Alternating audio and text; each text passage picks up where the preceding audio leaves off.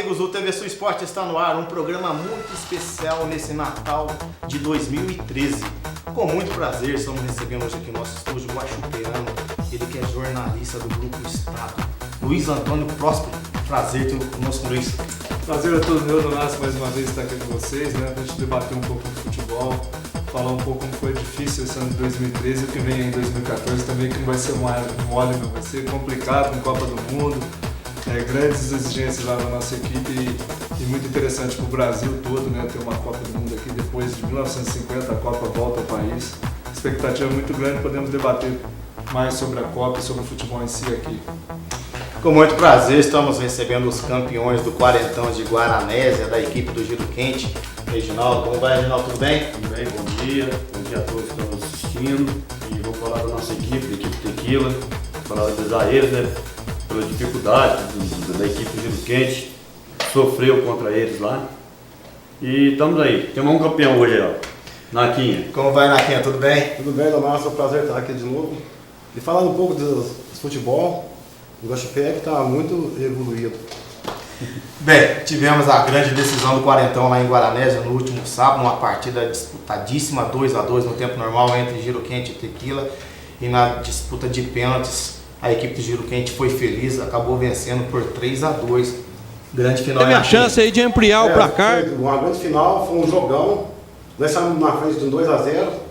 No segundo tempo, o Tequila partiu para frente de nós, empatou, conseguiu empatar o jogo. Até achava, lá, não vai dar mais para nós, mas nos pênaltis, né, deu sorte, conseguiu a vitória. Você foi muito feliz no seu comentário, onde nós tivemos o primeiro tempo com o domínio da equipe do Giro Quente. O segundo tempo, o Tequila foi para cima, conseguiu um empate, aí foi para os pênaltis. Para você, que é sorte ou competência? Não, foi competência.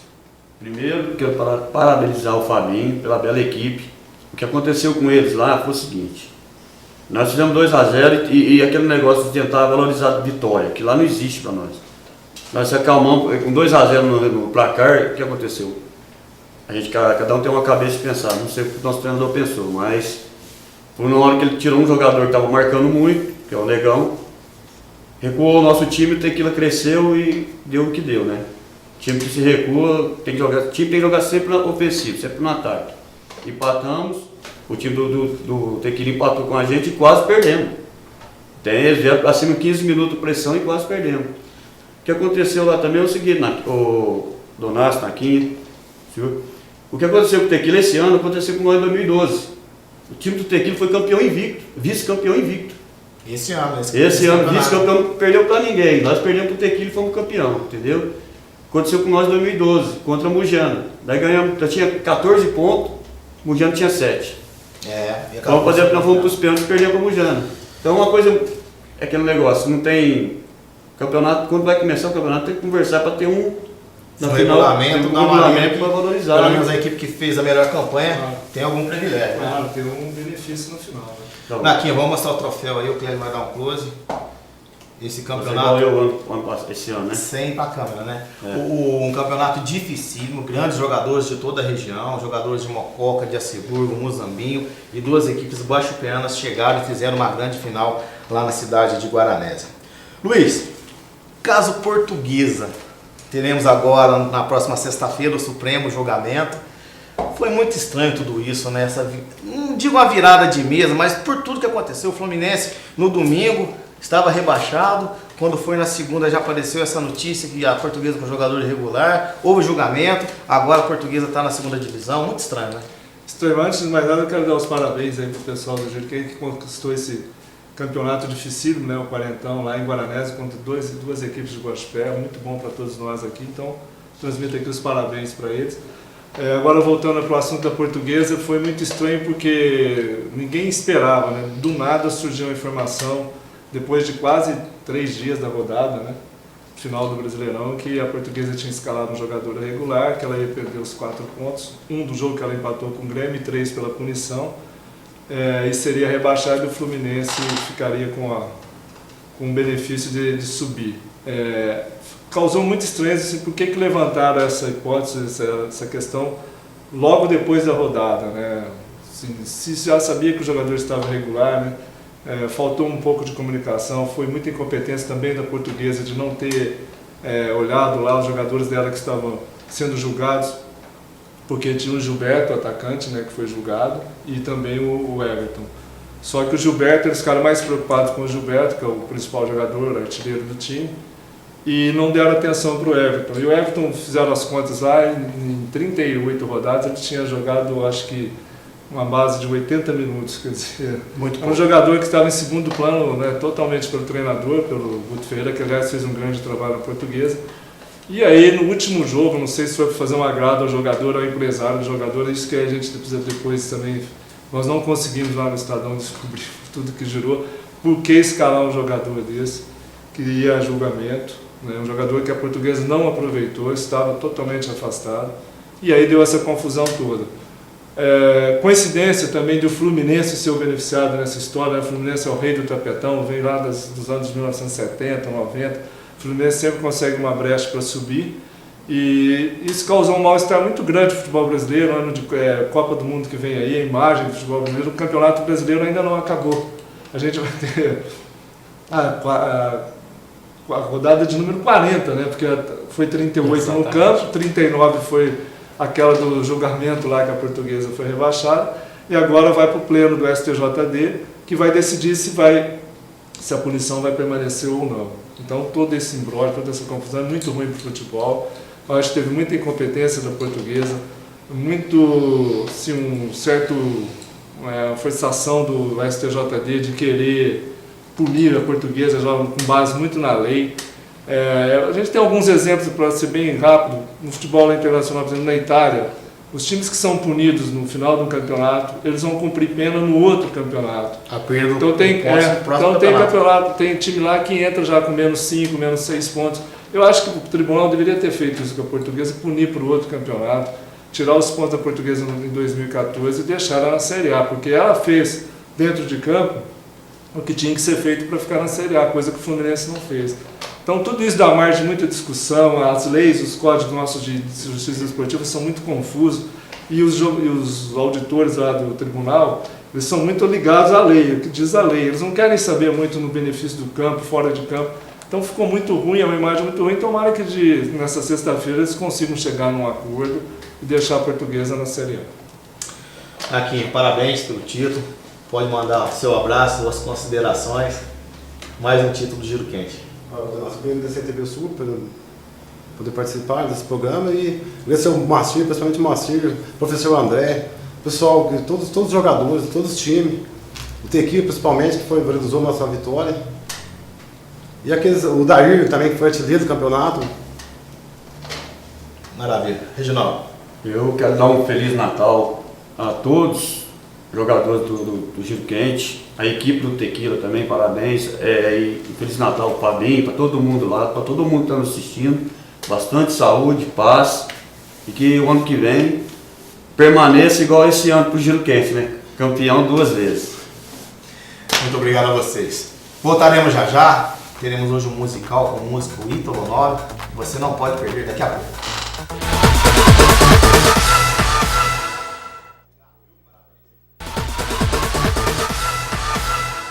Eu tenho um recadinho para você. Chegou em Guaxupé o lojão do 12. Roupas masculinas, femininas, infantis, bolsas, chinelos e muito mais para você. O lojão do 12 fica na rua Coronel Joaquim Costa, ao lado da farmácia Granos. Tudo por R$12.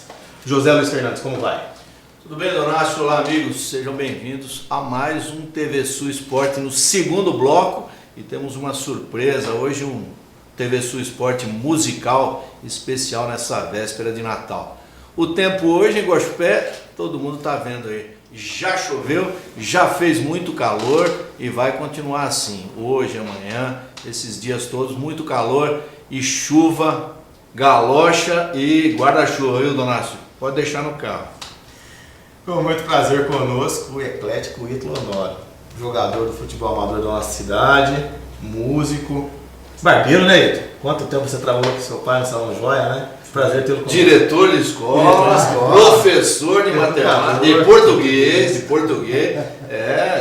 Joga em todas as posições. E goleador. Artilheiro. Goleador. É um prazer mais uma vez estar aqui esse ano. né? E vamos aí tentar levar um pouco de alegria, porque tem muitas pessoas que associam o Natal a uma data triste, né? E aí até lá fora conversando, eu vim com uma proposta hoje de fazer canções mais alegres. Bem, Zé Luiz, sua pergunta para o Luiz Antônio. Antes de falar de Copa do Mundo, logicamente esse seria o tema principal, porque 2014 está aí, a Copa do Mundo beirando aí no dia 12 de junho. Falar um pouquinho de política com o Próspero. E antes da Copa do Mundo, nós temos eleições na CBF. O que dá? Dá o Del Nero mesmo? Está se encaminhando, é muito difícil dele não vencer essa eleição, porque o Marinho, que é o atual presidente, é aquela raposa política, antiga tanto dos bastidores de política como do futebol, já foi presidente da Federação Paulista, e ele já está... Governador de estado. Da época da ditadura, muito... Né, vice-governador do Maluf. E ele tem feito um trabalho muito forte em cima das federações estaduais, né, que são os que têm poder de voto. Agraciando com benefícios, viagens, levou boa parte dos presidentes das federações para acompanhar o sorteio da Copa lá na Costa do Sauípe, dia 6 de dezembro, na Bahia. Já levou alguns presidentes de federações para acompanhar a seleção brasileira nos jogos amistosos. Então ele já tem um trabalho muito grande em cima disso, e essas federações dependem muito da CBF, porque a CBF transfere muitas das cotas, né, de patrocínio, de dinheiro, para essas federações se organizarem e tal. Eu acho que é desnecessário, porque cada federação deveria tocar por si mesmo, não a CBF ficar apadrinhando todo mundo.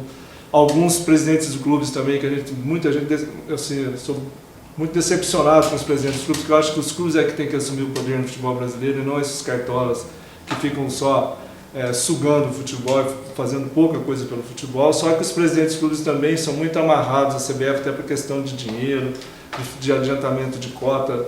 E eles não estão assim, tomando uma posição que deveria tomar, eu acho, de oposição. A não ser o André Sanches do Corinthians, que era presidente do Corinthians, hoje é o gestor da Arena do Corinthians, Itaquerão. Um ou outro clube, mas a maioria dos clubes está com o Marinho, e isso não é bom. De alguns dissidentes, a gente tem o presidente da Federação Gaúcha, o Noveleto lá, que tem brigado um pouco, mas eu acho que é muito difícil esse movimento. O que pode mudar essa questão toda é esse movimento de jogadores, o bom senso, capitaneado pelo Paulo André, que inclusive é amigo, jogou com o Caetano, meu sobrinho, conheço muito o Paulo André, é um cara diferenciado. Ele juntou também, conseguiu juntar com alguns jogadores também de boa cabeça, o Alex, o Didas, o Gilberto Silva, todos esses jogadores de lastro internacional que estão aqui agora. Então esse movimento aí pode mexer um pouco aí, né, no processo eleitoral, e é isso que eu estou apostando, e é isso que eu acho que deveria acontecer para a gente ter uma revolução, uma mudança no futebol, aproveitando a Copa do Mundo que está aí, porque todo mundo se fala do legado da Copa fora do campo esportivo, né, mobilidade urbana, estádios, mas eu acho que um legado da Copa também poderia ser na administração do futebol, e tomara que esse bom senso do movimento dos jogadores consiga interferir nesse processo. Eu havia feito uma entrevista com você em 2006, eu particularmente estava muito empolgado com a seleção brasileira, que ela havia ganho a Copa das Confederações na Alemanha, uma partida maravilhosa contra a Argentina, e você me disse o seguinte, você disse assim, que a Copa das Confederações não seria um parâmetro muito grande do que realmente é uma competição em si Copa, porque apenas são os campeões dos continentes, mas uma Copa do Mundo exige muito mais, e teria outras seleções que poderiam desbancar a seleção brasileira. E em 2006 foi o que aconteceu. Nós tivemos uma final entre a Itália, né? Isso. E a Itália acabou sendo campeã, vencendo aquela grande final, foi contra França. Inclusive a França, do Zidane no Matheus. Exatamente, foi a França que eliminou o Brasil. Isso. Você pensa da mesma maneira com relação, particularmente essa Copa do Mundo? O Brasil venceu a Copa das Confederações aqui, de uma certa maneira resgatou a confiança do torcedor brasileiro, mas, por exemplo, nós temos uma Alemanha que não estava na Copa das Confederações. Então, na Copa das Confederações de 2005, o Brasil realmente deu um show de bola com o Kaká, o Robinho, o Adriano, o Ronaldinho Gaúcho, jogaram muita bola. Chegou em 2006, o time chegou um pouco meio fastiado. O Ronaldo estava fora de forma, apesar de o Ronaldo ter jogado muito bem aquela Copa. O Robinho mal. Kaká praticamente não jogou, Ronaldinho Gaúcho era o grande astro, não jogou. 2009 é a mesma coisa, o Brasil deu um show na Copa das Federações, não muito espetáculo, mas ganhou bem, sofreu com os Estados Unidos na final, Dunga treinador, e chegou em 2010 e não jogou bola, porque ficou muito amarrado ao grupo de 2009, assim como 2006 ficou muito amarrado ao grupo de 2005. E está se repetindo isso agora. O Filipão está muito amarrado no time da Copa das Federações, que jogou muita bola, né? Esse ano, conquistando em cima da Espanha. Não é qualquer time que faz 3-0 na Espanha, atual campeão do mundo. E aí, eu acho que o Filipão pode estar cometendo um grande erro de apostar muito só nesses jogadores e não ter um banco com jogadores experientes. Por exemplo, parece que ele está descartando o Ronaldinho Gaúcho, o Kaká e tal, e vai apostar em jogadores jovens que deram muito certo na Copa das Federações, mas que não tem um lastro internacional forte para suportar uma Copa do Mundo, ainda mais jogando aqui no Brasil. A pressão. Então, eu acho que deveria, por exemplo, o Ronaldinho Gaúcho e o Kaká, ele deveria conversar com os dois e falar: vocês vão ser banco, vocês não vão ser meus titulares, mas vocês são banco. Se eu precisar de vocês 10, 15 minutos para tentar reverter a situação no jogo, eu vou ter vocês no banco, mas vocês têm que entender que esse é o nosso grupo. Vocês estão aqui como campeões que já foram, mas tem que estar aqui com esse grupo e abraçar essa causa. Coisa que o Dunga não fez em 2009, quando ele precisou de 2010, quando ele precisou de jogador interessante para mudar um jogo contra a Holanda, ele olhou para o banco, tinha o Grafite, tinha o Nilmar, tinha o Júlio Batista, não tinha um campeão do mundo, não tinha um jogador que ia meter medo na Holanda e que poderia fazer uma coisa diferente. Deu no que deu. E o Filipão, se ele insistir com isso, gosto muito do Filipão, é meu amigo particular, fui muitas vezes ao jornal, conheço ele desde a época do Palmeiras, lá, né, na primeira passada dele pelo Palmeiras. É um treinador que eu respeito muito, mas eu acho que ele está insistindo nessa coisa de não ter um banco forte. Essa figura importante que ele falou ficou provado agora, né, nesse Mundial Interclubes, o tanto que o Ronaldinho ainda é idolatrado e respeitado. Então, é isso, a gente precisa de jogadores assim que não são eles que vão conduzir o Brasil ao título, mas eles são importantes no processo. Eu estava conversando com o Vicenzo, que é um italiano que está aí, trabalha com o meu cunhado, o Sérgio, e ele é italiano, fanático de futebol. Ele estava lembrando que nessa conquista da Itália, em 2006, quando o Totti não estava jogando quase nada, o treinador tirou e colocou o Del Piero. O Del Piero era um jogador já veterano, mas de muita categoria, muita classe, e ele foi decisivo em alguns jogos importantes. Então a gente precisa disso, a gente precisa ter jogador bom para estar no banco e não ficar só na molecada. A molecada é muito boa, Oscar, Neymar, o Bernardo, Atlético, esse Paulinho, que era do Corinthians, joga muita bola, mas a gente tem que pensar também lá atrás, jogador de lastro. Olha, tem um recado para os aposentados e pensionistas do INSS. Autocrédito mais uma vez sai na frente.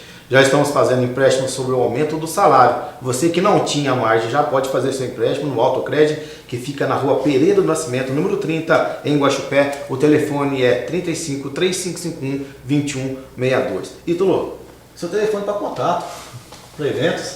Ué, 8816 1789 035. Vamos encerrar esse bloco com uma música? Vamos, já que nós estamos falando de futebol, samba, tudo, né? Então vamos mais uma música. Isso aqui é um pouquinho de Brasil, desse Brasil que canta e é feliz, feliz, feliz. É também um povo de uma raça que não tem medo de fumar saia e não se entrega, não. Olha o jeito nas... Veja as vantagens da Univox. Internet limitada, todos os planos sem franquia, instalação gratuita, equipamento sem custo, mensalidade fixa, suporte 24 horas. A Univox fica na Avenida Pereira do Nascimento, 240B Centro. O telefone é 3551-5252. Luiz, qual que é o sentimento de um jornalista que já cobriu 6 Copas do Mundo, Itália, Alemanha, Estados Unidos, Japão, Coreia, e em 2014 vai fazer a cobertura de uma Copa do Mundo dentro do seu país?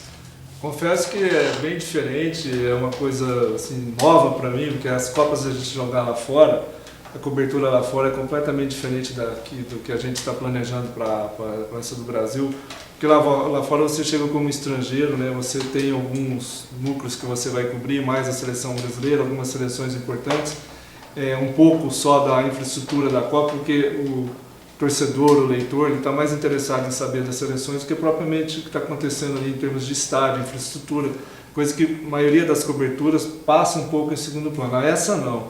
Essa a gente tem que falar desde o primeiro tijolo colocado no estádio, até aeroportos, hotéis, turismo, como é que o governo está trabalhando, verba pública, verba privada para fazer os estádios, para mexer nas cidades. E ainda tem o futebol, que para a gente é o mais importante, né? Tem que contar como é que as seleções vão jogar e tal.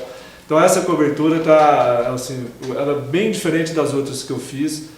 Vai exigir assim, um esforço muito mais assim, acirrado, porque eu sou editor lá de geral de esportes do Estadão, então tem que coordenar uma equipe muito grande. A gente está ainda com mais de 35 profissionais, né, distribuídos por todo o Brasil.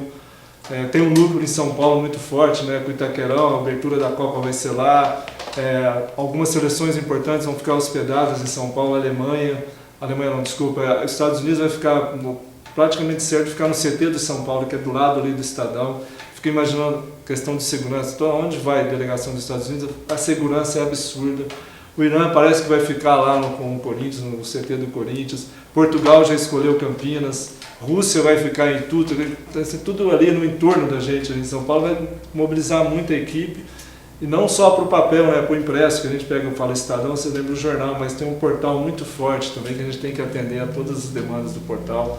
Estadão.com.br. Então é um trabalho muito diferente do que a gente está acostumado a fazer, que vai exigir muito, mas também ao mesmo tempo vai ser muito prazeroso, né? Vamos estar aqui no nosso país, nós somos referências da imprensa, os jornalistas, colegas nossos do mundo inteiro já estão em contato com a gente, querendo saber qual que é o hotel mais próximo onde a Argentina vai ficar, na cidade do Galo, onde que a Itália vai ficar, se tem estrutura, tem aeroporto, não sei o quê. Então tudo isso mobiliza muito, é um trabalho muito diferente das Copas anteriores, que era fazer o credenciamento, fazer a logística lá, poucas coisas, pegar a passagem, embarcar e cobrir a Copa e cuidar da seleção e de outras seleções. Agora não, tem que cuidar do país inteiro, mas é muito legal, estou gostando muito, é uma experiência nova. Espero que a gente possa transmitir para o leitor e para o nosso internauta a melhor cobertura possível. Olha, da maneira que aconteceu o sorteio na Costa do Sauípe, o caminho do Brasil não vai ser fácil para chegar à final, não. Se formos considerar equipes que têm tradição em Copa do Mundo, o Brasil vai ter que passar por muitas seleções campeãs do mundo para estar no Maracanã na grande final. É verdade, nossa, até o tema do nosso caderno, né, de apresentação do sorteio, quando o sorteio foi realizado, a confecção da tabela, grupo a grupo, a nossa manchete foi assim: Brasil terá um caminho difícil para o Hexa. Porque ele passando aí, deve ficar em primeiro no grupo, né, que é México, Croácia e Camarões, ele deve passar tranquilamente em primeiro, mas aí ele já vai pegar no outro grupo, que é o grupo B, nas oitavas de final, Espanha, Holanda ou provavelmente até o Chile. Vai depender um pouco ali da briga, porque a Espanha joga logo com a Holanda e o Chile joga com... Quem que é mesmo? É um time... Costa Rica? Não, Costa Rica está no grupo da Itália. Austrália. Isso. Austrália. Então o Chile certamente já vai abrir 3 pontos e Espanha e Holanda vão brigar ali. Uma vai ficar... E aí o Chile tem essa boa perspectiva de se classificar, mas vamos por lá, Espanha e Holanda, tá? O Brasil passa pelo primeiro, pega Espanha e Holanda. Depois vai medir força se passar com um grupo que tem Uruguai, Itália e Inglaterra. São 3 campeões do mundo. Passando essa aí, que já seria as quartas de final, chega na semifinal provavelmente com a Alemanha ou Portugal. E aí vai medir forças na final com a França ou a Argentina. Mais provável a Argentina, porque o caminho da Argentina é muito tranquilo. Então, se o Brasil chegar à final e for campeão, vai ser o campeão dos campeões, porque ele vai passar por todos os campeões do mundo e vai pegar a Argentina, seria o grande final para a gente no Maracanã e, se Deus quiser, campeão. Então vai ser muito interessante essa Copa, é um caminho muito difícil, vai exigir muito dos nossos jogadores. Agora eu vou um pouquinho mais longe. Nós vamos falar só de Copa do Mundo em 2014, vai ser o supra-sumo. E depois da Copa do Mundo, nós teremos um Campeonato Brasileiro como?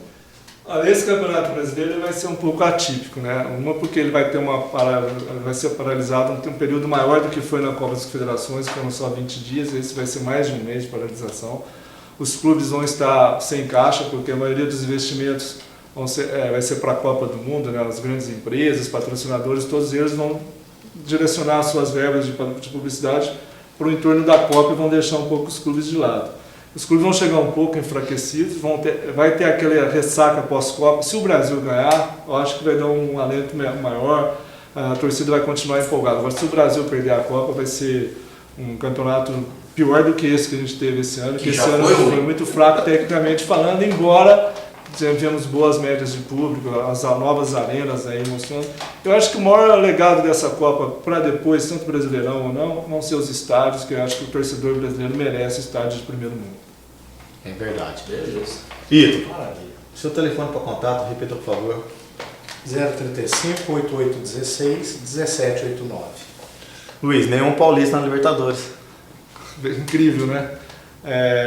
Foram muito mal, né, os times de São Paulo, o Corinthians, que a gente esperava muito, né, campeão do mundo, campeão da Libertadores no ano passado, e esse ano foi muito mal, conseguiu ser campeão paulista, a Recopa, que é aquele, né, São Paulo, e aí não jogou quase nada no Brasileirão, né, ficou ali um impasse, o Tite tinha perdido a mão com os jogadores, postou muito nos veteranos, não deu certo. São Paulo veio numa transição muito ruim, né? Com o Ney Franco, Paulo Autuori, até o Muricy pegar, e quando o Muricy pegou, o time já estava lá embaixo. O Muricy também deu certo até certo ponto, que conseguiu resgatar o time lá de fora. O Santos, que ninguém esperava nada com a saída do Neymar, né? O Neymar era o Santos praticamente. Um novo treinador, Claudinei, interino, também conseguiu até fazer muito, né, do que o Santos poderia fazer no campeonato.